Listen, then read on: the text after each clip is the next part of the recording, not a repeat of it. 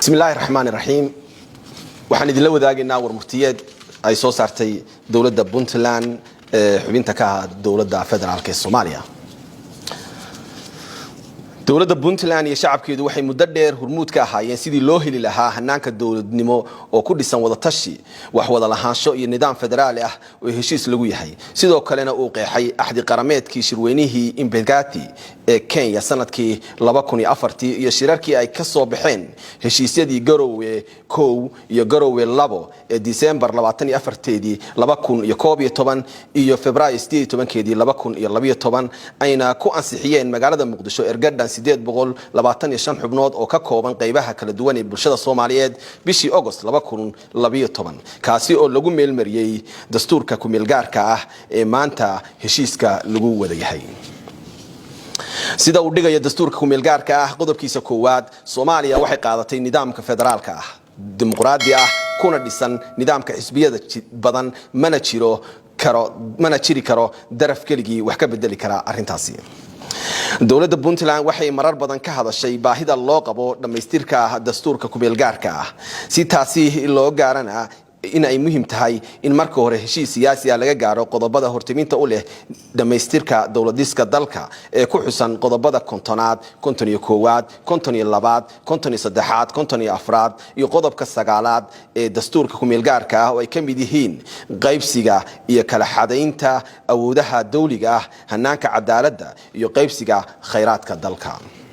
dawladda Puntland waxay si adag uga soo horjeedaa ugana digaysaa xaaladaha ka soo cusboonaaday tubta dawlad dhiska hanaanka federaalka Soomaaliya gaar ahaan dadaalada ay madaxda dawladdu ugu jiraan in ay bedelaan dastuurka ku meelgaarka ah si aan Soomaali heshiis ku ahayn meesha looga saaro mabaadiida asaasiga ah iyo qaab dhismeedka dawladnimada ee ku salaysan hanaanka federaalka kaas oo ah mid dib u heshiisiin iyo awood qaybsi ku dhisan.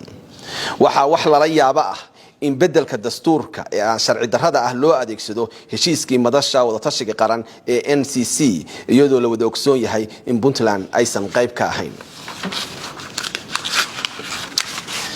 dawladda Puntland waxay nasiib darro weyn u aragtaa in madaxda dawladda federaalka Soomaaliya ay ka shaqeynayaan in meesha laga saaro dastuurka ku meelgaarka ee federaalka laguna bedelo dastuur cusub oo laga dhex arko masaalix gaar ah khatarna ku ah midnimada iyo qarannimada ummadda Soomaaliyeed sida ku cad cutubka koowaad qodobadiisa 1 iyo 7 ee dastuurka ku meelgaarka ah. waxaa la baalmaray dhammaan hanaankii iyo habraacyadii loo mari lahaa dib u eegista iyo dhameystirka dastuurka ku meelgaarka ah ee ku cad cutubka 15aad farqadiisa 132 133 134 ee dastuurka ku meelgaarka ah. baarlamaanka Soomaaliya awood iyo sharciyad midna uma laha samaynta dastuur cusub waxaa dhameystirka u baahan waa qodobo kooban oo kaliya saxna ma aha in dastuurka dalka oo dhan la bedelo murana la geliyo wixii ay ummaddu ku heshiisay. waxa si aan heshiis lagu ahayn oo khilaafsan habraaca dib u eegista dastuurka ku meelgaarka ah loo tirtiray qodobo iyo farqado badan oo qaarkood asaasi yihiin waxa la soo kordhiyay qodobo iyo farqado cusub waxa wax ka bedel weyn lagu sameeyay qodobo iyo farqado kale taas oo dastuurka ka dhigaysa mid cusub oo aan heshiis lagu ahayn khilaafsan hanaanka federaaleynta dib u heshiisiinta iyo awood qaybsiga ku dhisnaa ee Soomaalidu ee heshiiska ku ahayd burburkii kadib. dawladda Puntland waxay u aragtaa in nuxurka dastuurka cusub uu falsafad ahaan ku dhisan yahay talamarorsi khatar ku keeni kara xasiloonida iyo wada jirka dawlad dhiska Soomaaliya. dawladda Puntland waxay muujisay dulqaad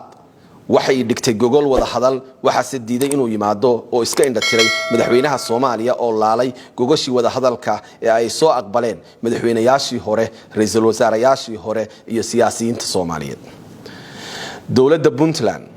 waxay uga digaysaa madaxweynaha Soomaaliya inuu sii wado dadaalka kaligiis ah ee qorista dastuurka cusub fursadna la siiyo wada hadallo lagu ilaalinayo midnimada dalka iyo badbaadada hanaanka federaalka ah iyo dastuurka ku meelgaarka ah ee heshiiska lagu yahay.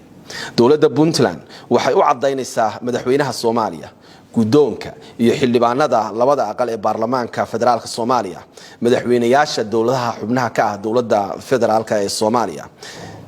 iyo beesha caalamka ee daneeya arrimaha Soomaaliya gaar ahaan wadamada Mareykanka, Britain, Midowga Yurub, Qaramada Midoobay, Midowga Afrika, Denmark, Sweden, Germany, Switzerland, Norway, Qatar, Turkiga iyo Imaaraadka in haddii la meel mariyo isku dayga samaynta dastuur cusub aysan dawladda Puntland u hoggaansami doonin aqoonsana doonin kuna dhaqmi doonin wax ka bedel kasta oo lagu sameeyo dastuurka dalka oo aan heshiis lagu wada ahayn.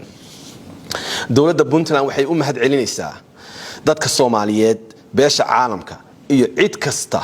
oo gacan wax ku ool ka geysatay dadaaladii loogu jiray dawlad dhiska Soomaaliya. intaasna waxa ku eg warmurtiyeedka ay caawa soo saartay dawladda Puntland ee xubinta ka ah dawladda federaalka ee Soomaaliya. waa mahadsantiin.